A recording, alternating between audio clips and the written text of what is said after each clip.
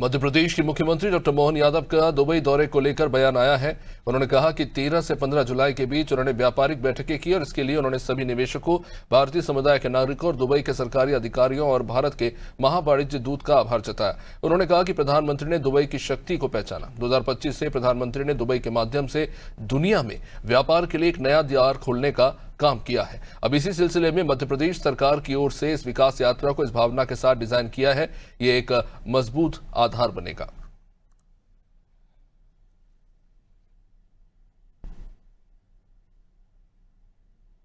Dubai के अपने दौरे में मध्य प्रदेश से आने के बाद 13 से 15 जुलाई के बीच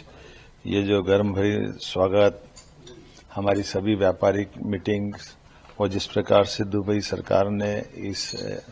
भारत सरकार के माध्यम से राज्य सरकार मध्य प्रदेश के सारे अधिकारियों के साथ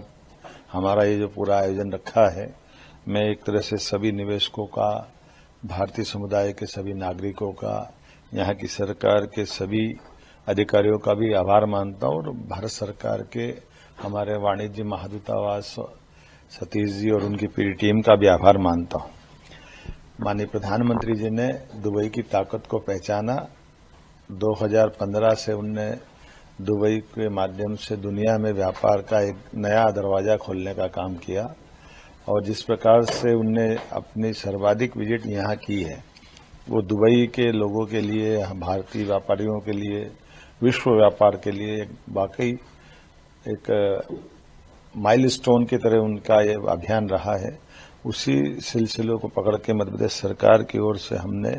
इस विकास यात्रा को न केवल बदस्तूर उस भावना के अनुसार जो मजबूत आधार स्तंभ बने, इस भाव से इसकी पूरी डिजाइन तैयार की थी, जिसके माध्यम से वैश्विक संवाद 2025 के तहत मैंने Jebel Ali free zone authority JAFZA के साथ अधिकारियों के साथ टेक्सटाइल,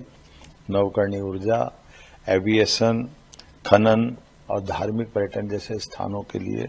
विस्तार से हमने भविष्य की संभावना पर प्लानिंग की है।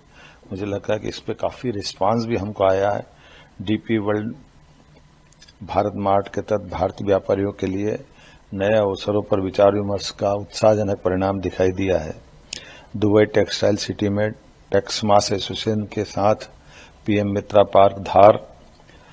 जैन इंटरनेशनल ट्रेड ऑर्गेनाइजेशंस के चेयरमैन मुकेश वोरा, यूएई के विदेश व्यापार राज्य मंत्री डॉक्टर थानी बिन अहमद अल जायोदी, विभिन्न मुलाकातों से इस दौरे को भी वजन मिला है